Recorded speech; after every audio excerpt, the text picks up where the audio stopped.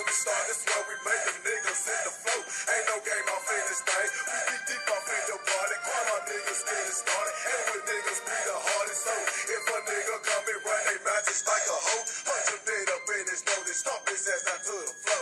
Yeah, we nutty and bucky and ready to fight. I bet ya I'ma throw them things away the specific ones. See me, I ain't nothing nice. And club my beat ain't no stopping. Thank you like Saddam Hussein Miller and Osama Bin Laden. Like they said, it got poppin' and I am acting a fool. I wish I had a wicked crook up on this crime my crew.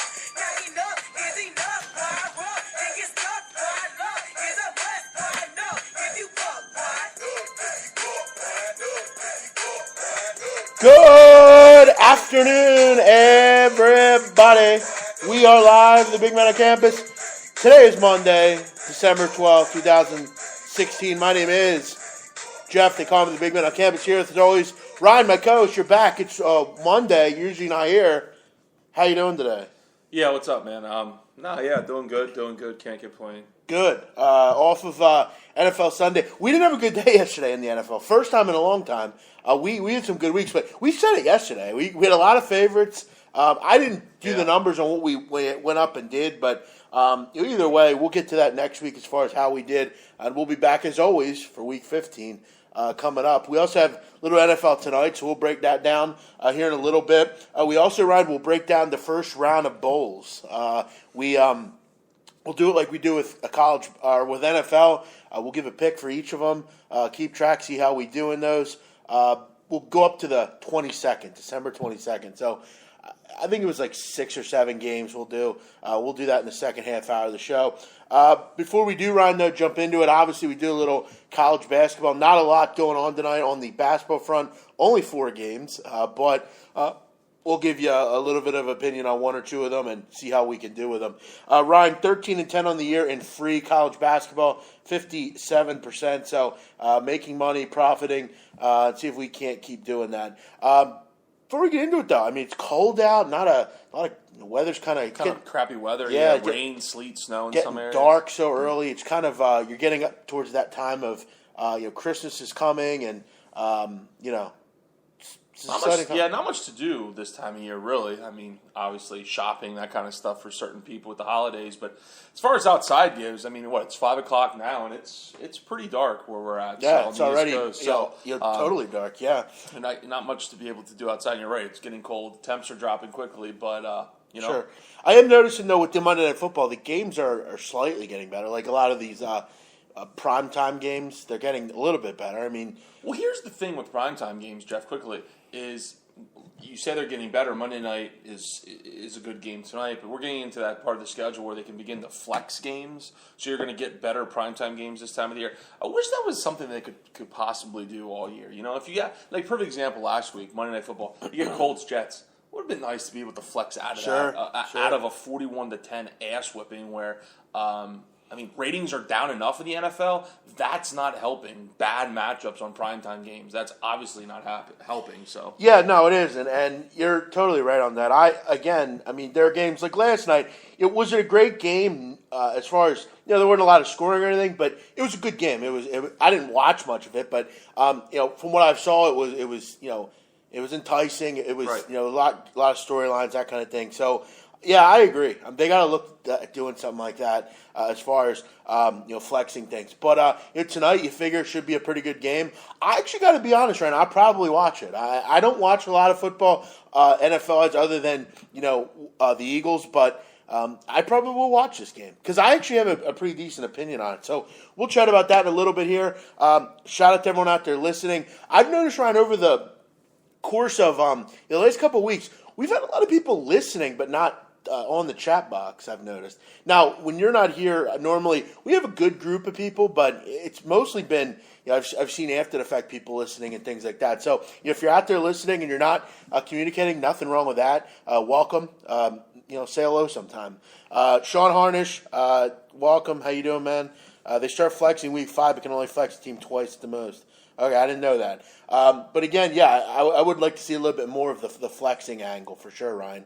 But let's jump into the college basketball, get that out of the way. Only 4 games tonight, one of which I have a play on, Ryan. I am involved in the Penn Central Florida game, so we're not going to review that one, but Sure. we will review the others. I'm going to give one free pick out in one of these games. V Gambler, how you doing, buddy? Heard from you once in a while. Hope you're doing well, buddy.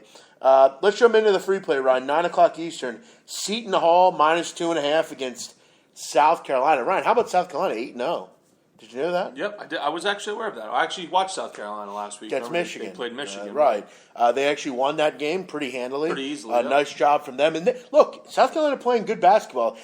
We rang on Flack Martin a lot, but he's a guy that They're a scrappy team year in, year out, Jeff. Yeah. So. I think Frank Martin just kind of assumes the "I'm not your friend" kind of attitude. And I think a lot of us looking at the from the sidelines. I know you're not a big fan of Frank Martin. I would much rather have him as a coach than a Doug Peterson type. Want to be your friend all the time. Yeah.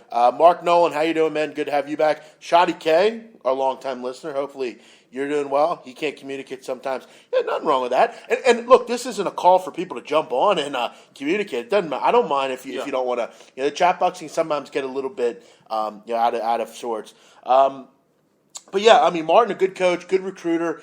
Seems to always have a very solid core group of guys. But it seems like, I think you made the point too. They've been there forever.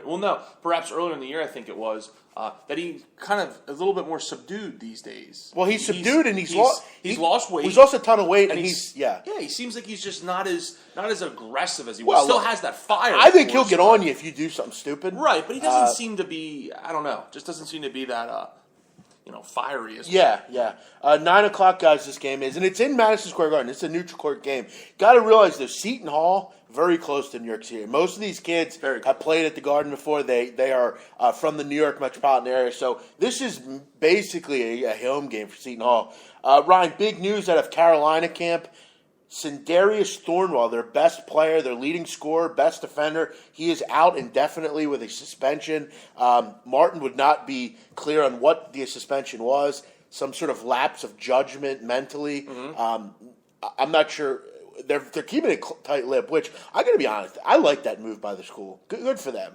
I don't know how long they'll keep it quiet, but I'm sure it was something legally.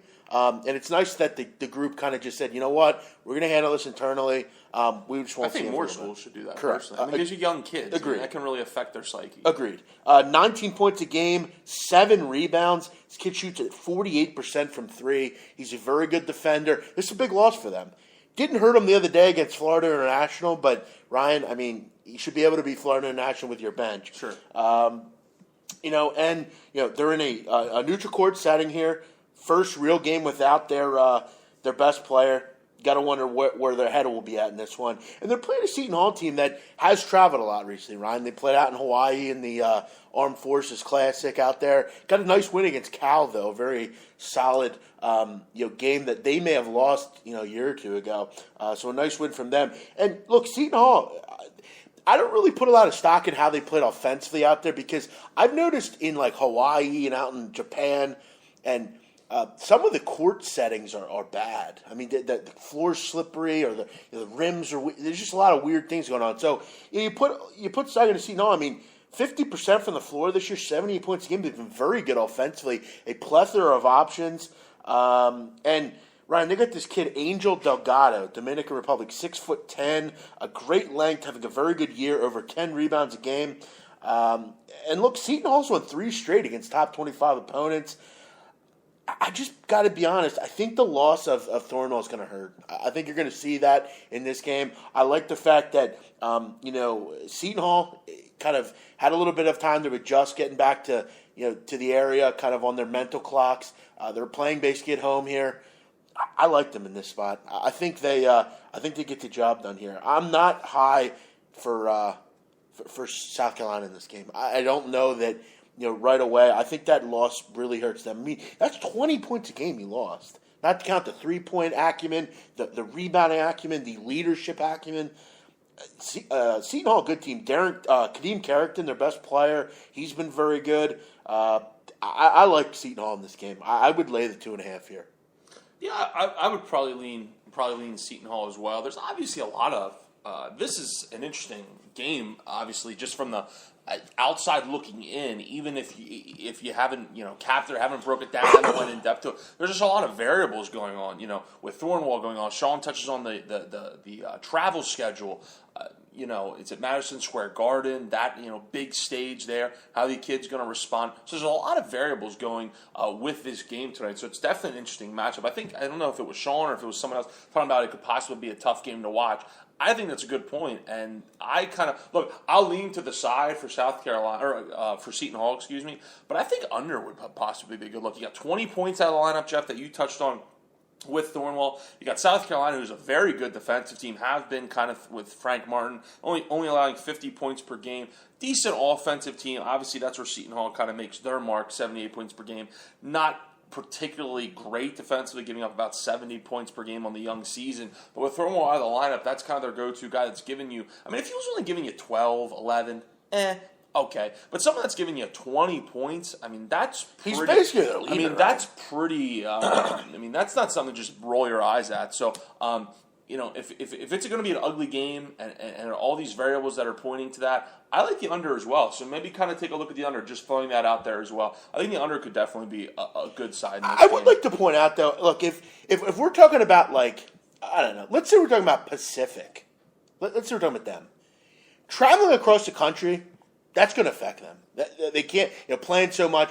Keep in mind, Seton Hall last year played pretty well in the Big East tournament, back to back to back to back. These teams they're okay with playing. They're young kids. Mm-hmm. They're not 40 years old. Right. I don't put a lot of stock into it. Look, if you're a team like a Pacific, a young team, don't really win very much, a lower end type of team, they had a tough travel schedule. They went out to the East Coast, Ryan, on Thursday night, played Saturday night back on the West Coast. Yep. That's a tough situation.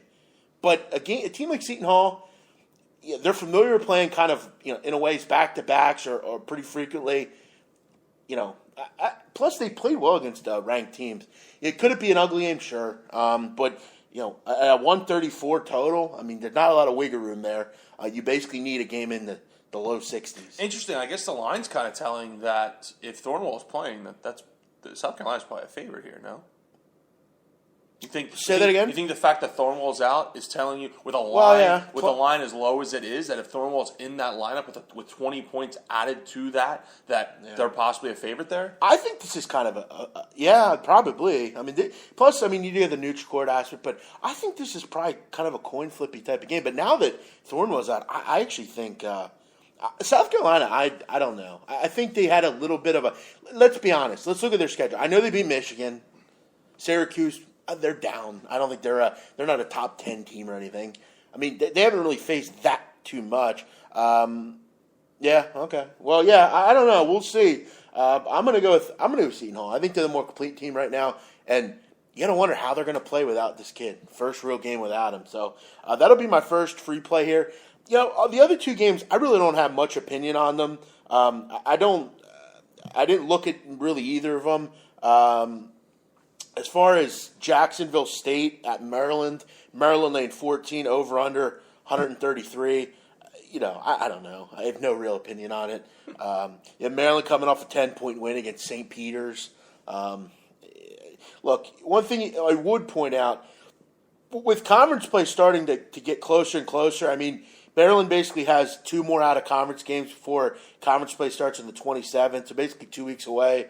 If they're up 17, 18 points, what's the real initiative with 3 minutes left to keep your people in? I'm good. I'll pass in this game. No opinion. The other one, you have Auburn and Boston College. I looked at Auburn initially in this game. I do want to point out Boston College has looked a little bit better. They're kind of pushing the tempo a little bit, playing with a little bit more moxie. But again, they're Boston College. This team did lose their last game to Hartford. At home. Auburn should be able to run away with this game and win by double digits. Young team, well coached. This one's going to be the first game at Madison Square Garden. It actually starts at 6:30 here. But also, Boston College, Jeff, hasn't been good in neutral site games. 3-10 ATS over the last 13 in neutral site games. So, at the end of the day, you say they have been a little better, but One at the end of thing- the day, they are Boston College, and they are playing a kind of an improved Auburn team under Bruce Pearl. One thing you may want to point out, I mean, a lot of those neutral court games were against like the best of the best in the ACC. Nonetheless. Due to the fact of their... Nonetheless. Right, I hear you. Auburn should, like you said, Auburn should be able to win this game by double digits. They're a team that, look, I mean, one loss this year, and it was to Purdue. Nothing to write home. I actually remember, Ryan, I gave out Auburn or Purdue as a client playing that game. But they beat Texas Tech, beat a pretty good UAB team, beat Georgia State, North Florida, two pretty good mid majors. So yeah, I mean they should be ready to go in this game. Should be able to pull away late. But the only one I'd really look at is Seton Hall minus the 2.5. Jacksonville State could win the game. Good luck with that. By the way, Ryan, last night Savannah State, they are the worst defense in America, beat Oregon State last night. How about that? Just shows you any given night. 18-point underdog. Just shows, Yeah. That's why I don't get involved in them fucking bullshit money lines. Yeah. Because you'll get burned like that. You get burned like that. That's how we got our start in betting, it's- Ryan, and then remember? it's- I'm sorry? That's how we got our start in betting. We bet those big money lines. Yeah, but I mean with that's that guy. Yeah, but I mean if you're betting it truthfully and honestly, Well- but I'm saying, I mean you Who out there really bet Oregon State money line? I know, but I'm just saying. It happens. You see it happen. And you Right. see it happen with certain people that bet these money lines. Well, actually, I've actually heard, and this is just something every week at SPR Forum they have a bookmaker from Las Vegas on. He runs the South Point, long time, Jimmy Vaccaro, and he's mentioned that there's been a growing phenomenon in Las Vegas with these guys they call them bridge jumpers. They'll come in with $100,000 and bet big 2-team money line parlays. Yeah. Like $100,000, it gets paid like 30. Yep. Quick 30 grand, you Yep. know, and that was the thing, like, you know. But they've said, I think so far, I think the guys did like 6 or 7 big bets. He's hit all of them. I was gonna say. But like what they'll do is like If you're smart about it, though. they'll grab like, there was a week where Pittsburgh was playing, I think, the Browns and the Patriots were playing the 49ers, I think. Yep. They parlayed both of those Yep. money line, like And stuff it like won, that. yeah. But it's like, I got to be honest. If you were out America and you bet Oregon State money line yesterday, I mean, if you actually know anything about college basketball, you would know that Oregon State's probably one of the worst Power 5 teams in the country. I mean, so you deserve to lose. Right. But let's jump into NFL. Monday Night Football tonight. Ryan, before we do get into it, NFL yesterday, nothing crazy really went on, from what I can remember. Was there anything anything crazy, really? Not particularly. I mean, Dallas loses. They snap their 11-game losing Sure. streak. Now the talks that about matter Prescott. So, other than that, though, I think everything was pretty cut and dry. Detroit squeaks out another game under 7 points. St. Louis, LA gets rolled, thus leading to the firing of Jeff Fisher today. Yeah, we talked about that before on the show. How did he So- continue to get a job? And didn't he just get a contract extension In the recently? offseason, a Yeah. 2-year contract extension. Yeah. So they'll be looking for a new Tampa head coach. Bay wins again. They're looking pretty good, aren't they? Jeff, if I told you in the beginning of the year that come December 12th, that at this point in the season, the two teams with the longest win streaks were Detroit and Tampa Bay. Yeah, I wouldn't believe you. You probably wouldn't Well, believe Ryan, you remember last year I was very high on Tampa Bay. I thought they would win the NFC South. Yep. And I was high on Detroit. Right. It's a shame that, because this is kind of what I envisioned. I didn't know that they would be good this year, but I envisioned that a year or two down the road they'd be pretty good. They're starting to play better. They are. I mean, they have pretty That good defense is playing great. They have the Saints at 11 points yesterday. How about that? Yep. I think you talk about surprises too, Jeff. I think maybe the biggest surprise was at 4 o'clock when Green Bay just pounded Seattle. Yeah. First time under Russell Wilson, the Seahawks have lost by more than 11 points. They lose 38-10. Right. There were several weather reporters on the chat box yesterday that were pointing out how bad the snow would be yesterday. Yep. How'd that work out for you? Yeah, it really was pretty calm. There was no during the snow. game. Yep. And by the way, no surprise here, but Sharps continued betting the Browns. How'd that work out for you? Yep. Another loss. Eagles, last thing to say about yesterday. Eagles lose. This team's snake bitten right now. This is just kind of... I said to you yesterday, we were watching it, for this team to win a game, it's really they have to do perfect. They play perfect. They do. Yep. I mean, and Wentz looked great. I thought. I mean, in most of With the the game, exception he was fantastic. of the interception in the end zone, yeah, I think, Jeff, that was possibly his best Yeah, game yeah. of the year. Agreed. Yeah. He moved the ball down the field. I saw a little bit of tenacity finally with this team. I saw. Yep.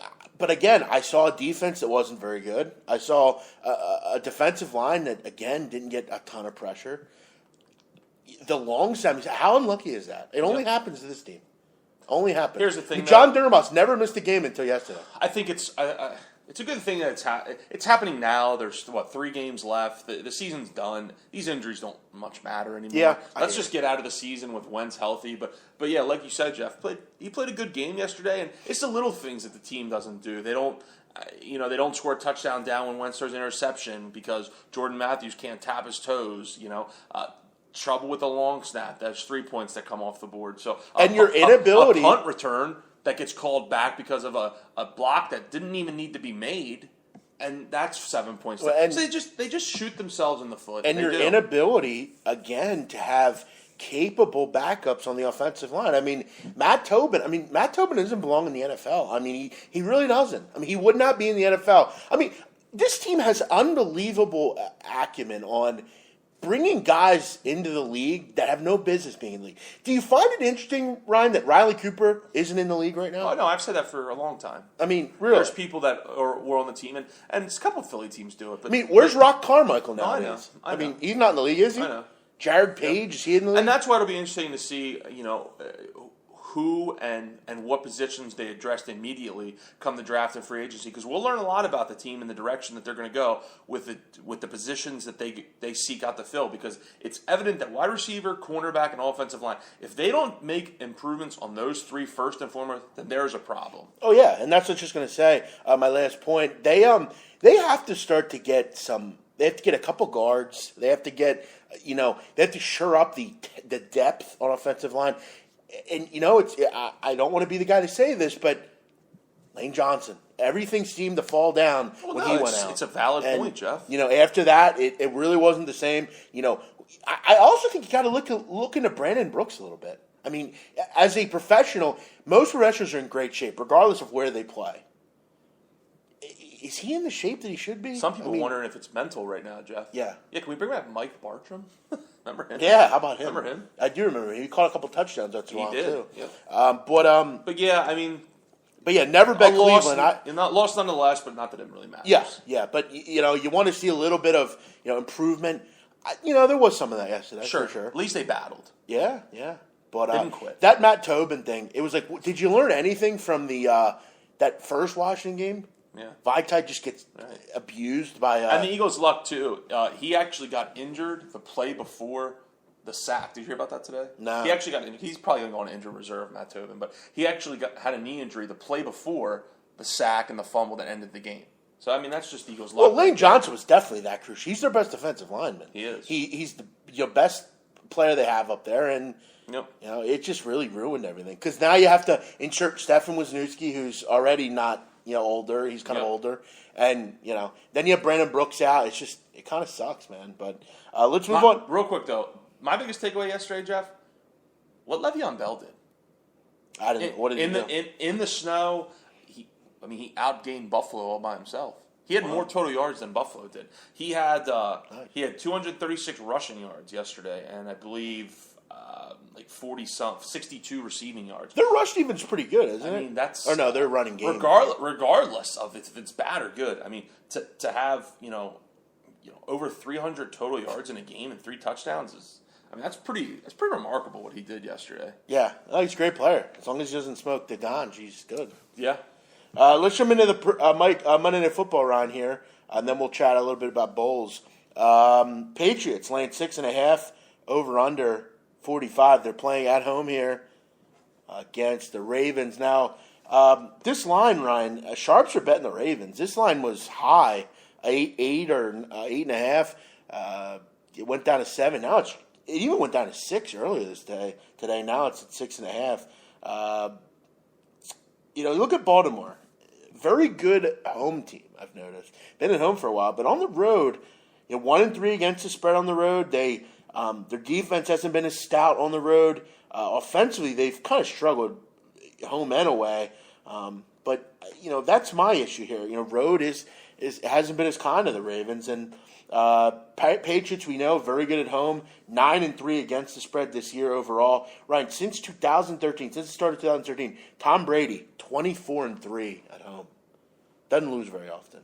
5 of 8 though in this series have been decided by one score or less. No Amendola tonight, Ryan. He's officially out. Also talks that Martellus Bennett's injured. He's going to play, but a little injured. So, you got Gronkowski out. You had Amendola out. You need guys like Chris Hogan to step up. Guys like, Edelman, who, he's always going to be there. Ryan, if I told you that both these teams, as far as points per game given up, they actually give up the same. Yeah, 17.2 points a game. Yeah. I think the Ravens, if they have an issue on defense, their pass defense isn't fantastic or anything. Great run defense, but can they keep Tom Brady in check? Hard to do at home. He's been pretty surgical since he came back. He's been surgical his whole career, but I'm just not sure that this defense is that shut down. Patriots' offensive line needs to play well because they've been a little suspect. They can't allow that Stark offensive line to get in there. Terrell Suggs and others. Elvis Dumerville. He's back. Yep. You also look at the Ravens this year against top 10 passer ratings as far as quarterbacks are concerned, 1-3. So I'm just not ready to think that the Ravens are good enough to go into Foxborough and win a game. I also don't think this game will be particularly high scoring. At the most, I think this is like a 24-21 type of game, 27-24. I'm gonna go with a 2-team teaser here, Ryan. I'm gonna recommend the Ravens Patriots under 51, and I'm gonna tease the Patriots down to pick them. So I'm gonna go Patriots pick under 51 tease. Yeah, I do like that teaser. If you're a fan of teasers, I definitely think that's definitely a way to go here for Monday Night Game. Monday Night and Sunday Night games are pretty fun to do teasers, and I've had success with them over the years anyhow. I know you have as well, Jeff, but that's definitely a good spot. If I had to pick the game straight up, at 6.5, you almost want to go Patriots. It's tough because, the number is telling for one.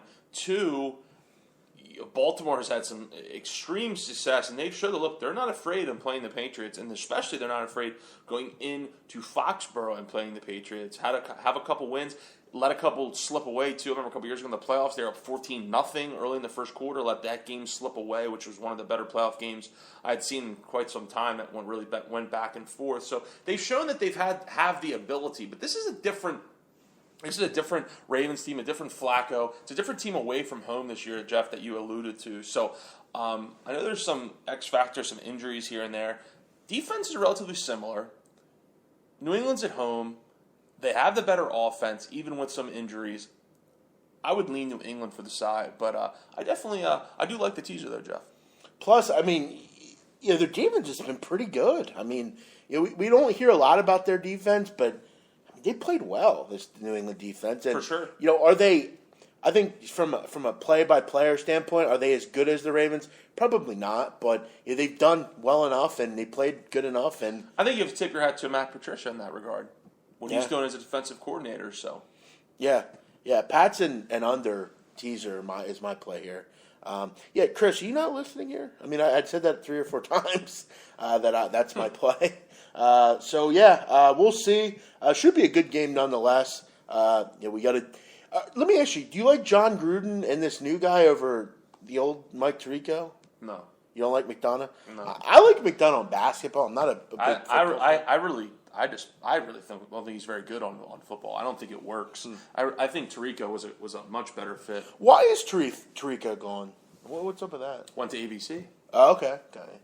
Pat's defense is awful. No, it isn't actually. It's statistically top 3 in the league. Yeah, and Sean keeps saying that. But. Yeah, he said it all year. I guess because he lives it there, he thinks that he knows more than we do, which I don't think he probably does see a little bit more. But Sean, no offense, they give up 17 points a game, and they've been very, very good for the most part. So I'm not sure what you mean by that. Maybe you can enlighten us on why you say they're awful. Held Pittsburgh to 16 points. a couple bad offenses they've played, but gave up 31 points to Seattle. But all in all, you either give up 20 points, or you give up 30. That's kind of the NFL norm.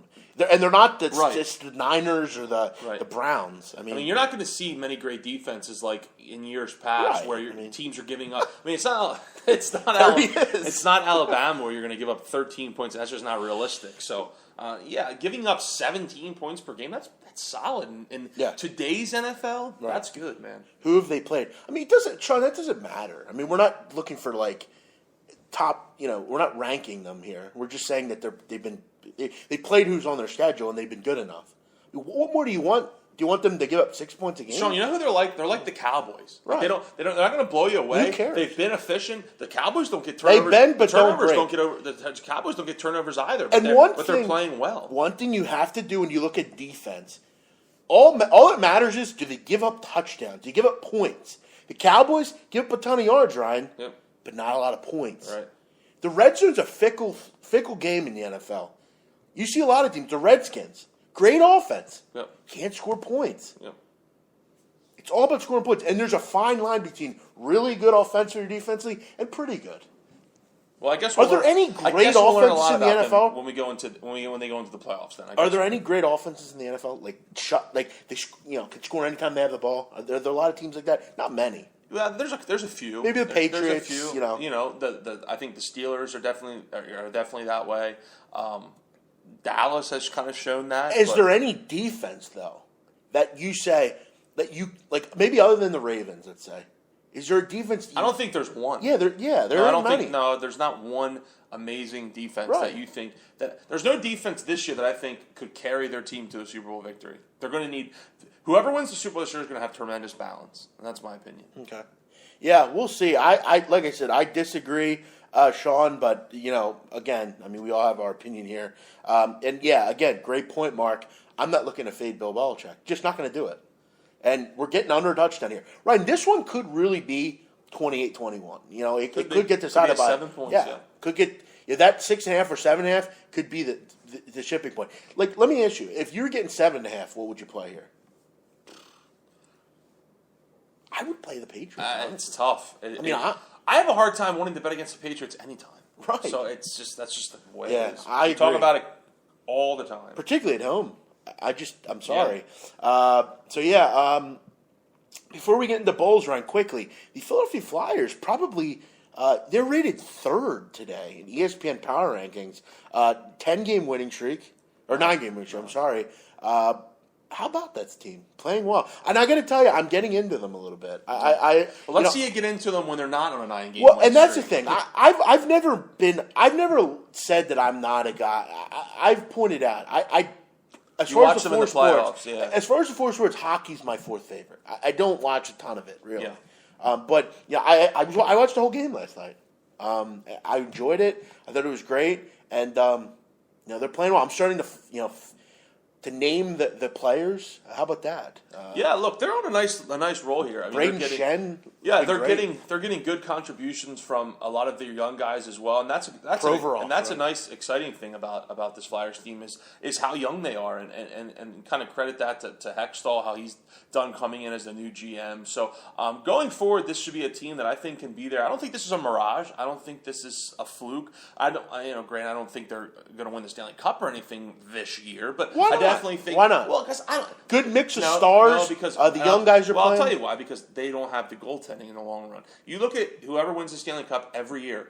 They have a solid goaltender. And I'm sorry, but Steve Mason's not that guy. And he's good. When they get to the playoffs, that's who they're going to ride through the playoffs. And he's just not that guy. So until they're able to find a substantial and a decent goalie and someone that can what about the young kid? Carry them. Neuver. He's no. I'll tell you what, that kid right there looked pretty damn good yesterday. Well, he did look Didn't good. play a lot, but I mean, looked good. If you want to get to where you want to get to, which is the Stanley Cup and ultimately win it, you need a goalie that can steal you a game, can steal you a series. I mean, you see goalies steal series constantly in the NHL playoffs. I'll just say this. It is fun. In 2010, Michael Leighton was fantastic. Got them to the finals. Right. Again. And many people would say that was a fluke. Well, many people would say that was a fluke. Listen, and all you need is 1 year, it Ryan. was. Brad Lidge was a fluke most of his career. All he did was have one good year. I hear you, but they don't have. I'll tell you what, though. I just don't think they have. Defensively, they've been real good. The penalty kill's been the best in the NHL. Yeah, look, their defensemen lead the NHL in scoring. Jake Voracek is second in the league in scoring. So, I mean, what they're doing right now is fantastic and exciting. It's got the city a buzz. So. Hasn't played particularly well, at least lately, in certain games, and they're still winning. Yeah, and their power play is one of the better in the league. Right. So, yeah, they what they're doing right now is fantastic. It's good for the city because, I mean, the Sixers are the Sixers, and the Eagles have fallen off, and so it's good for the city right now. Bulls, Ryan. Let's jump into them here. What we'll do is basically break them all down. We'll give a play on each game. We'll keep track of them, see how we can do here. All right. Let's jump into it. This Saturday, we started up, Ryan. December 17th. You get the Gildan, New Mexico Bowl. That was going to lead us off. You got New Mexico laying 6.5 against Texas San Antonio, 62.5. Look, San Antonio 6-6, kind of right on the fringe of getting in to a bowl. New Mexico, we've seen them play this year, very run heavy. They like to lean on that pistol offense behind longtime coach Bob Davie. Score a lot of points. I don't know. I didn't look much into this game. Kind of a boring one. Probably the game I'm least interested in watching out of all of the bowls in general. I don't know. I guess I'll lean New Mexico. I don't have much opinion on it, though. Yeah, I don't have much on this game either. Over under 62.5. I'm not too much in love with the total either. So, being at home, maybe you look at New Mexico. They've been an over machine this year, 10-2 to the over. They've covered every home game as well. So maybe that's something you think of. Yeah, I mean, Texas San Antonio again. I mean, if there were 6,000 bowls, would they be in one? Probably not. Like you said, New Mexico does have basically a home game here. I'm going to go New Mexico, minus 6.5. Do you want to lean on that side as well? Yeah, I'll go that side. All right, we'll circle New Mexico, but again, not going to be on my card. Las Vegas Bowl. This should be a good game. San Diego State grabbing 4 against Houston. Houston the favorite here. Over under 54.5. Greg Ward, his swan song, Ryan. Last game of his career. A storied and good career at Houston. But again, no Tom Herman. He's gone. And you have to wonder how they're going to come out and play after that. I think most of them have had enough time to digest everything and kind of move on. And, particularly a lot of them weren't happy after he left. Kind of a wolf in sheep's clothing, Tom Herman, a little bit, at least to them. Well, if you saw the tweet from the one wide receiver, Chase Allen, right. I mean, he pretty much just slandered Tom Herman, saying that he, came in and was preaching all this thing about loyalty, and then he up and leaves. Correct. So you got to figure, I think that gives them a little bit of momentum here. You got to figure, I mean, not a great card as far as Saturday. This is definitely the mainstay of the games. With San Diego State, a team that loves to lean on the run, Donald Pumphrey, another senior, it's going to be his last game as well. But you look at San Diego State, I mean, they got torched towards the end of the year defensively. Pass defense is a question mark for San Diego State. I will point that out. Houston, same issue. I actually am going to go over in this game. I think San Diego State will definitely I don't know. I wonder how they'll be able to score, though. That's my real question here. I mean, Houston, one of the better run defenses in the country. Can Christian Chapman do enough for them to score?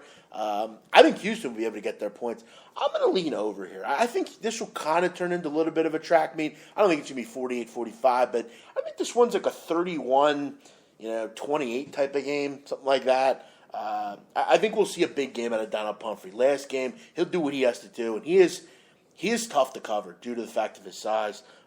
This should be a great game either way. I'm going to go over, though, I think.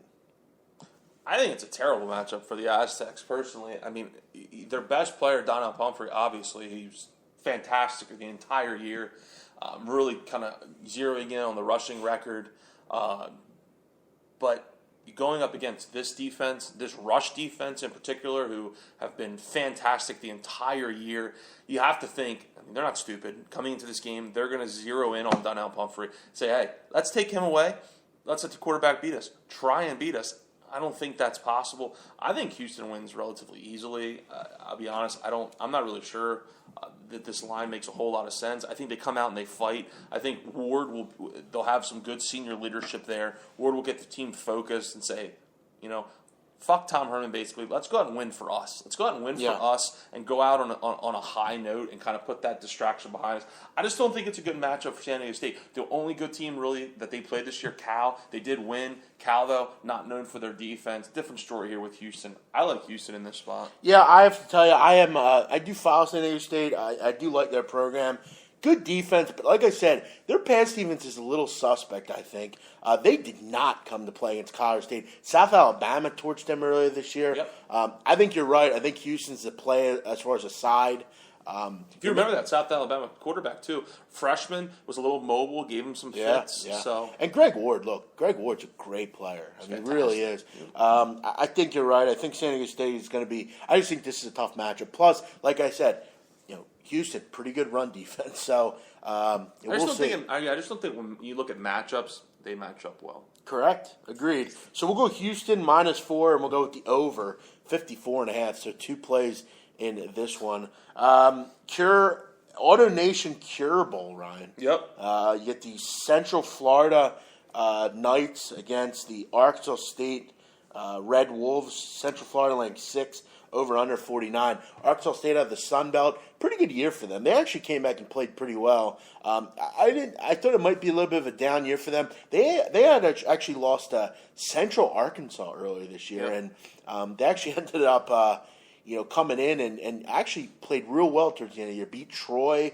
Had some solid wins under their belt. Rebuilding year until they finally got their legs underneath them and kind of figured out what was going on, what their identity was. Lost Freddie Knight. They played better. Right, lost Freddie Knight, and then their run game was really good. I mean, Warren Wand, a couple other guys, defensively played pretty well. But, they're facing a Central Florida team that, Scott Frost came in. What a rebuild he did this year. I mean, this team didn't win a game last year.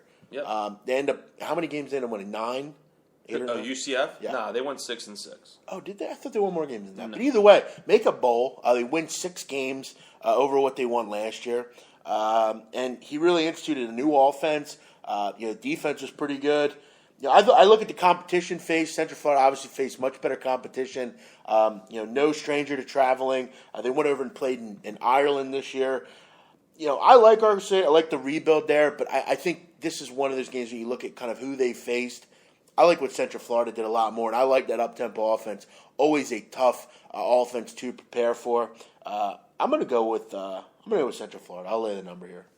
Yeah, I like Central Florida as well. Actually, Scott Frost, bringing that up-tempo, that Oregon fast, kind of trying to get as many plays in as we can and kind of beat this team, grind them, and wear them down come the second half and fourth quarter. So I think Arkansas State, look, good story.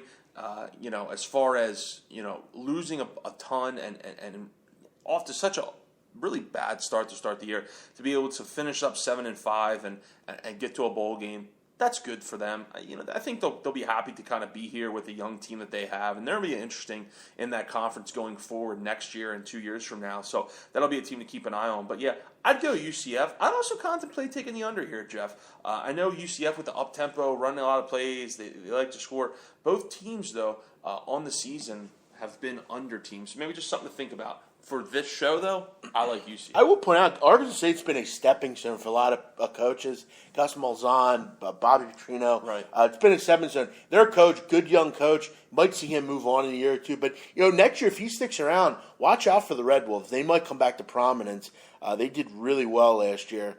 So good, I think good things are ahead for the Arkansas State football program. But in this one, I have a slight lean to the Central Florida squad in this one. Camellia Bowl, Toledo, -1 against Appalachian State, over-under 57.5. I'm going to look at the total in this one, Ryan. This is an under spot for me, 57.5. I love what I saw from Arkansas State or Appalachian State this year. A very run-heavy team, played fantastic defense. I mean, how many games did you see with Arkansas State where it was 24-17? Yeah, with Appalachian State, yeah. 24-7. Very low scoring. In particular the first half, Jeff. Yeah, correct. Tempo was always very low, didn't go fast. And I know Toledo wants to speed it up, but Toledo also, Kareem Hunt, They're a team that can definitely run the football. Particularly, I think you definitely see a lot more running with them in this one. I just think this total is set too high. I thought it'd be 50, closer to 50, but now it's near 60. I just think you see a long, drawn out, run heavy type of game and two pretty solid defenses, particularly App State, and I think they'll control tempo. Look for Marcus Cox to ram it down Toledo's throat. Yeah, you're waiting for that one, weren't you? Give me the under. I'll go under 57.5 in this game. Yeah, I like the under as well. That's definitely where my head is at. Absolutely 100% love the under. One thing to think about, too, obviously we talk about it year after year. You hear it all over the place, and you might get tired of hearing about it, but it does hold water, is motivation for these kids. And Toledo, the way they kind of backed into this bowl game, I wonder kind of where their head's at, and obviously they might probably had bigger sights set than this bowl game. But look, they floundered at the end of the year, and this is what they have. So I wonder where their head's at as well. A team that coming into this bowl game will have scored almost 39 points per game this season. But Appalachian State so good defensively. I think they kind of neutralized that, and Appalachian State not the juggernaut maybe we thought they'd be on offense this year, kind of struggled a little bit for the most part, at least for their standards, I think, expectation-wise. So, Jeff, I'm on board 100%. That's where my head is at in this game, is with the under. New Orleans Bowl, Louisiana Lafayette, who they played in this bowl game like every 20 years straight. Every year. Louisiana Lafayette +4 against Southern Miss, over under 58.5. Ryan, I actually I was surprised to learn total defense. Southern Miss is actually like top 15 in the country. I was surprised to see that. They get Nick Mullins back, a guy that without him they're not very good, but with him they're very good. They're a lot better than you might think. Really? Yeah, they are. They played Southern Miss. You're talking about? Southern Miss. Yep. Wow. Defensively, they're actually in total defense. They're actually rated very high. But Lafayette, they give up points though, man. Yeah, but total defense doesn't accumulate. That doesn't take into consideration points. I just want to throw that out there. I mean, they're giving up 30 points per game. Yeah, but I don't know that UL Lafayette can exploit that. I'm not a big Anthony Jennings fan. I like Elijah McGuire and all, but you got to figure though they're going to be excited to play in this game. They've won 4 straight bowls here. This is their thing. I wonder though. This game's at night. Usually, this is like the first game on the card every year. Usually, it is. It's not. It's going to be at night, so that'll be pretty interesting. But this is a tough game because I think Southern Miss with Nick Mullins. I think they're a lot better than clearly without him. Sure, he's a good quarterback, and they have some Staggers and Ito Smith at running back. It's a really tough game because I think this comes down to maybe the last possession. I'm gonna go Southern Miss here. I think they do enough to get the win here. I'm not in love with it. I don't really like to fade UL Lafayette, but I'm not particularly high on Anthony Jennings, really. I'm going to go with Southern Miss. Yeah, I'm not particularly high on either one of these teams, to be honest with you. One thing that does jump out to me about these two teams is what the show is about, betting, ATS. Southern Miss really backing in ATS-wise to the season, really struggled ATS-wise. Especially on the year, they were only 3-9 ATS. Really kind of struggled too late in the season. However, Lafayette 8-4 ATS to the season, 5-1 on the road, and they covered their last 4. Covered 5 out of 6 going into the end of the year. So yeah, I don't really have much in this game. I actually would lean Lafayette, but. I really don't have. Well, that one will cancel out. I mean, Ryan likes Lafayette. I like Southern Miss, so we actually won't really have to count that one. I'll be honest. The real play I like is on the total, but I'm going to leave that one. Yeah, we'll leave that to the imagination. Yes. Next one. Let's move on to Monday.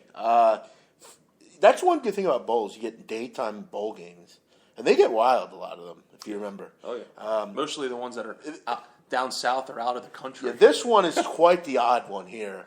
Miami Beach Bowl, Monday the 19th. You got Tulsa laying 11.5 against Central Michigan. Over/under is 68.5. Chippewas come into this game with, I think one of those. You have a lot of teams, Ryan, that are happy to be there, Ryan.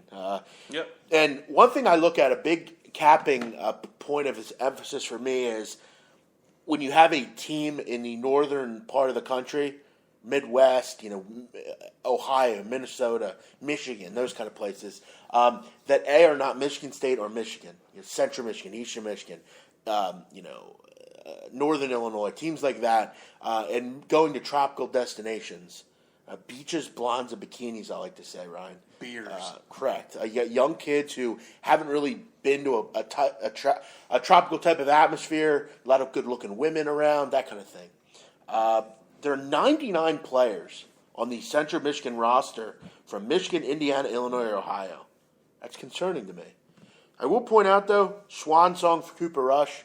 This is his final game, and he's had a great career. He really has. 90 touchdowns, over almost 13,000 career yards. He's had a great year, a couple years at Central Michigan. Has. Do you think he plays at the next level? I would imagine. He has the makings of possibly a backup to me. I don't think he can come in and be a starting quarterback. I personally don't think so, no. The two inaugural Miami Beach Bowls, 55-48 and 45-35. High flying from both of them. As far as Tulsa, really good nationally as far as offense. 6th in the country, 8th in rushing offense. Passing offense has been fantastic. Tulsa, 3 losses this year. Ohio State, Houston, and Navy. Nothing to. How about what Montgomery's done here? Very good year Tulsa's had. They have. I wasn't particularly high on them, but they lost several games. Really late. In the game. Really late in the game to some good teams. Remember that Houston game? Lost on the goal line, basically. Half an inch away. Lost to Navy by a couple points. Really quality games they played. For me, I'm going to go with the Tulsa here. I think this is one of the early blowouts you're going to see. I like Central Michigan, but I saw particularly this year, they had some really bad losses. Lost to Virginia by double digits. Lost to Eastern Michigan and Kent State, I believe. Just a lot of tough losses. Other than just Rush, I'm not very high on them. Could be a high-scoring game. For me, a little too high maybe. I'm going to go with Tulsa here. I think just like a 47-28 type of game.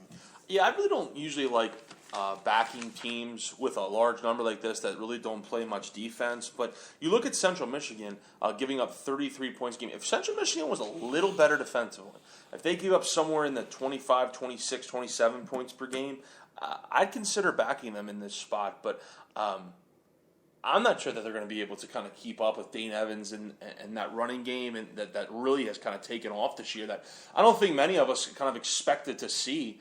So I like Tulsa here.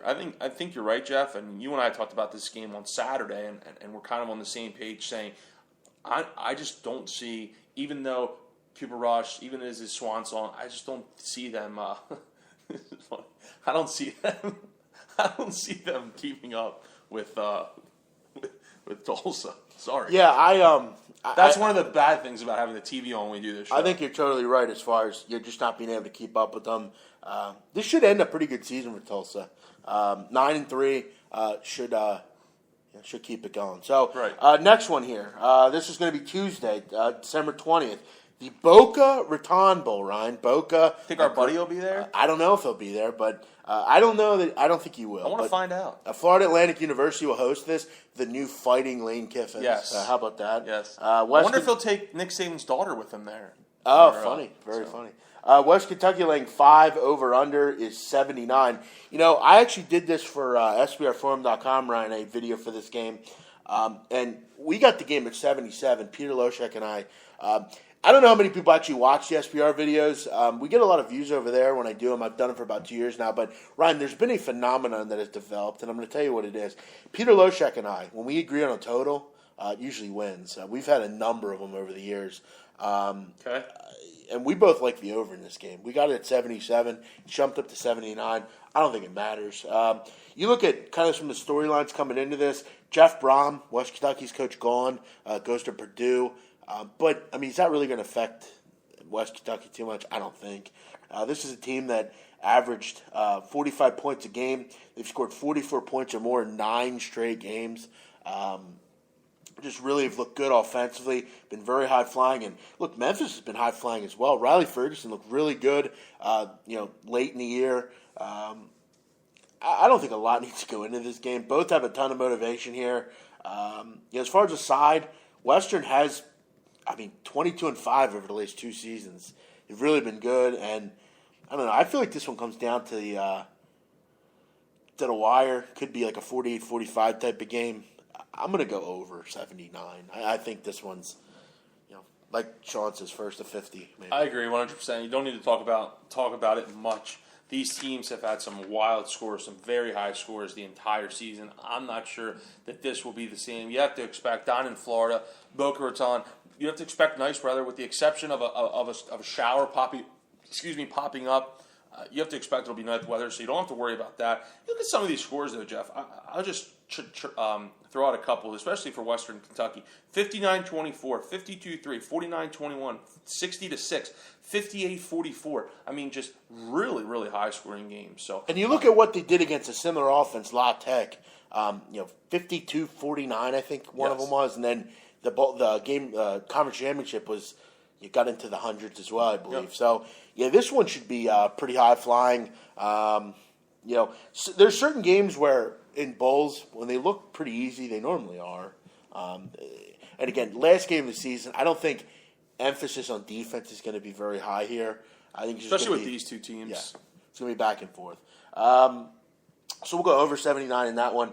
12-21, you got the Poinsettia Bowl, Ryan. Poinsettia. It's in San Diego, California at Qualcomm Stadium. You got BYU -9 against Wyoming. I'm surprised at this number, Ryan, to be honest. I was really surprised, actually. Wyoming, great year. Brian Hill and their coach, Craig Bowl, really renaissance type of year for the Cowboys. And BYU coming to this game, Taysom Hill's injured. Their pass defense wasn't particularly good all year. I think this game is close. I was really surprised to see this number at 9. I think this is a little bit too many points. One thing I don't also like about BYU is late in the year they had a lot of cupcakes they played. If you look at their schedule, UMass and Southern Utah and shit like that. I like Wyoming. I think they play pretty well. They've always played pretty close games. I think this stays within a touchdown. I'll be honest, I will probably play the money line here just because I feel like, I'll give it a shot. I've liked what I've seen out of Wyoming. I know Tanner Mangum is a good backup and all, but he is. I still think Wyoming's a live dog here. Look, I'll tell you what. Initially, I liked Wyoming, but one thing that worries me, Jeff, about Wyoming, and maybe I'm not trying to talk you off a ledge here, but just speaking and talking through some things here, I wonder, one, Wyoming on the road. Not particularly good. 2-4 straight up on the year. Only 1-4 ATS. And defensively, they're home, road, moons, wherever. They're not good defensively. They're giving up 35 points a game. They're giving up 43 points per game on the road. And then, like Sean said, Magnum is a capable backup. He has experience. He's been here before. BYU is a very stout defensive team. I don't know, man. I worry about this game. I think a lot of people seeing Wyoming, what they've done, like closing out the year and almost beating San Diego State. And I don't know, man. I kind of lean BYU, but I don't really have a great feel for this game. But. All right, that one will cancel out, Ryan.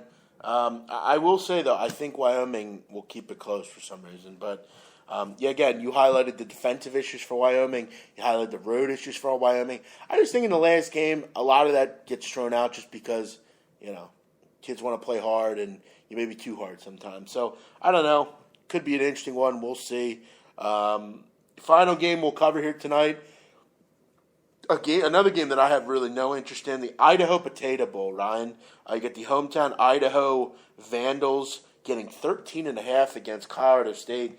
You don't wonder, Colorado State laying 13.5 seems like a little bit crazy, no?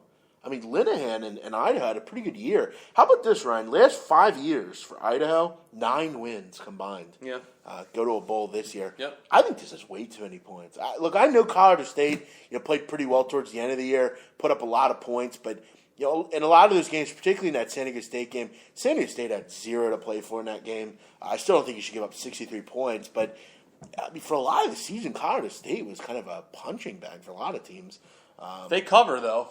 They do Yeah, cover no, 10 10 and 2 right. ATS. They do Sure. cover, but yeah, But have they covered a 13.5 point number? right. I mean, That's the question: is a team? Yeah, they cover and they cover in certain and different spots, but as a 13.5 point favorite, I actually kind of like where I'm his not head so sure. his head's at there. I feel like this game's pretty wacky, to be honest. I think you see some there weird. should be some stuff. points. I mean, there should be points. I think the back door will be open though for Idaho. I'm going to go with the Vandals here at home, playing in front of their home crowd. You got to figure. I don't think there's any team more excited to play in a bowl game than Idaho. Sure. I mean, especially what they've been through. also want to point out they're actually going to FCS, I believe, in the coming years here, Ryan. I think next year. So, this is a great point for this team. They have a senior quarterback who can really throw it around. I like Idaho here. Yeah. I would take I the kind point. of side with them too. Maybe buy it up to 14, get that extra insurance. Yep, Idaho leaving the Sun Belt to drop to the FCS. I always wondered why they were in the Sun Belt. Yeah, it's not very sunny in Boise. Well, yeah, and it's like it's the weirdest. It's like the Summit League in basketball. It's like Yeah. you have IPFW and then you have South Dakota State. Right. It's Very sporadic. yeah. It's a weird scheduling. Kind of reminds you of the WAC. You remember that conference? It's still out there. The WAC. The WAC. They have Cal State Bakersfield and Idaho and Quality opponents. yeah, New Mexico, just kind of weird mountain range teams. But we'll go with Idaho and plus 13.5 in our final bowl game. So let me recap, Ryan. Bowls through December 22nd. We got New Mexico minus 6.5. We have Houston minus 4 in the over 54.5. We have Central Florida minus 6 under 57.5. App State Toledo. We push on we push on Southern Miss Lafayette. No play there because we both like opposite sides. Tulsa minus 11.5.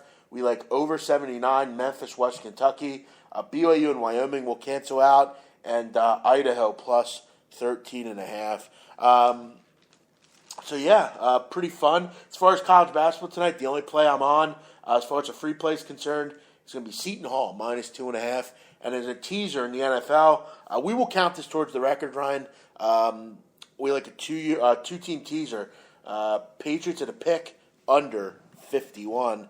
So yeah, everyone, let's have a great night. We'll be back Tuesday, or I'll be back Tuesday. I don't know if Ryan will be here, but I'll be back. I hope Ryan can be here though, because it's a big college basketball card. So one thing I also would like everyone to look out for, I don't really plug these a lot, but we're starting a new segment tomorrow, so I'd like people to look at it. SBR Forum, Ryan, I'm going to be on a round table tomorrow with Peter Loshak, Mike Brenner, I believe Teddy Covers and someone else. So I'm going to be on with the big man. Nice. The big man's going to be on with the big man. I think Teddy Covers is on there, Drew Martin, those guys over at Sports Memo. So that should be fun, talking Is college. there a more interesting cat on STR than that? Than Mike Brenner? Mike Brenner? I don't believe so. I'll tell you, he's an interesting fellow. He's a guy that He's very I interesting. think a lot of people would like to have a beer with. He's an interesting guy with a lot of energy.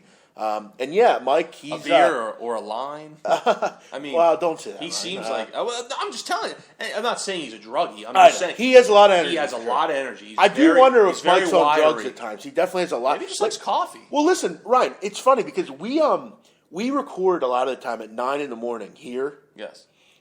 They're 2 weeks behind or 2 hours behind.